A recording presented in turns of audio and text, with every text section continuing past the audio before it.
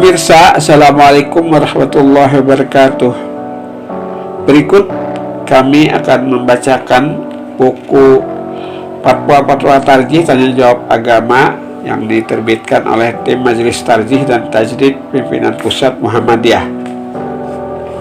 Kita sekarang berada pada halaman 84 jilid 1 dengan subjudul 3, mendoakan orang tua dalam sholat.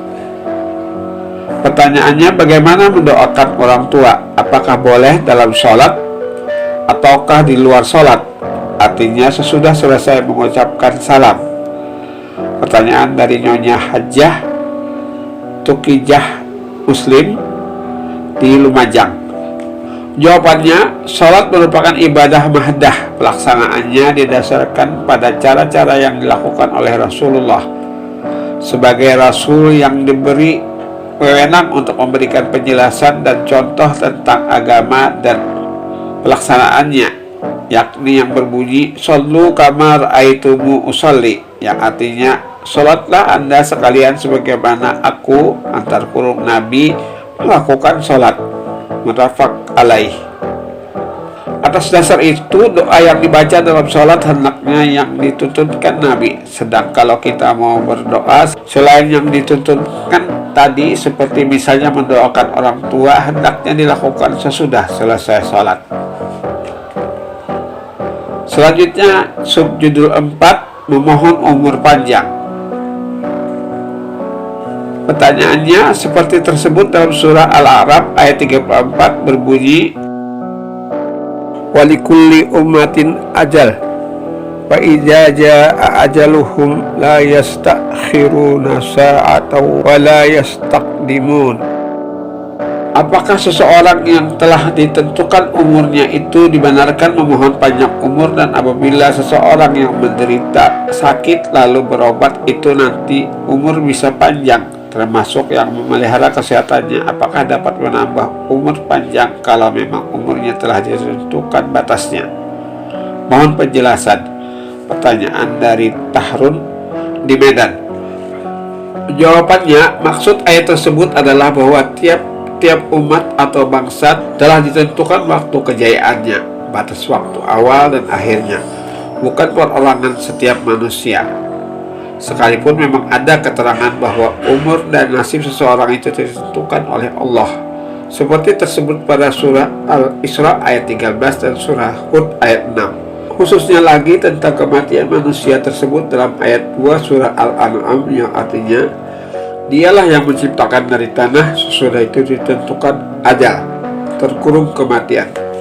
Dan ada lagi ajal yang ditentukan antar kurung untuk kebangkitan yang ada di sisinya. Kemudian kamu masih ragu-ragu antar kurung tentang kebangkitan itu. Berdasarkan ayat-ayat itu, memang benar bahwa ketentuan manusia itu ditetapkan oleh Allah, karena Allah yang menciptakan manusia. Ketentuan Allah itu disebutkan qada dan qadar. Hubungan perbuatan manusia dengan qada dan qadar ialah bahwa segala ketentuan adalah dari Allah dan usaha dari manusia. Perbuatan manusia ditilik dari kemampuannya adalah hasil usahanya sendiri. Tetapi kalau ditilik dari kekuasaan Allah, perbuatan manusia itu ciptaannya. Manusia hanya dapat berikhtiar. Mengenai ikhtiar manusia itu suatu keharusan, tidak boleh manusia melalaikan. Seseorang dituntut untuk memelihara kesehatan. Kalau sakit, wajib berobat menurut kemampuannya dengan cara yang benar. Tentang umur manusia telah ditentukan oleh Allah, hanya Allah yang mengetahuinya. Karenanya berobat bila sakit itu perlu.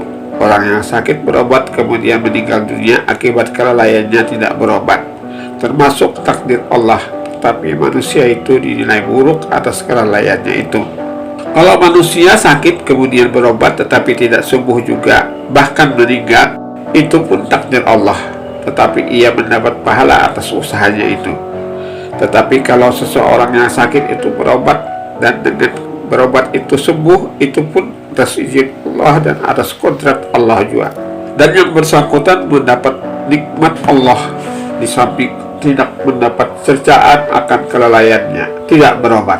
Karena berobat termasuk anjuran Nabi, yang artinya berobatlah wahai hamba Allah.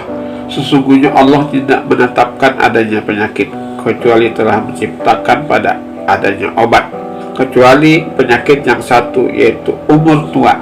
Hadis riwayat Ahmad, Ashabus Sunan, Ibnu Hibban dan Al-Hakim dari Usamah bin Suryah. Tentang berdoa untuk diberi umur panjang tidak ada salahnya, karena soal umur itu urusan Allah, sedang berdoa itu dianjurkan dan berdoa itu urusan manusia. Tentang dikabulkannya itu urusan Allah. Yang tidak boleh ialah berdoa untuk cepat meninggal karena menunjukkan kurang kesabarannya atau menunjukkan keputusasaannya. Padahal putus asa dilarang agama.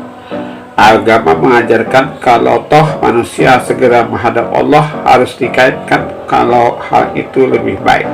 Pemirsa, demikian kami telah menyelesaikan membacakan buku Fatwa Tarjih Tanya Jawab Agama yang diterbitkan oleh Tim Majelis Tarjih dan Tajrid Pimpinan Pusat Muhammadiyah.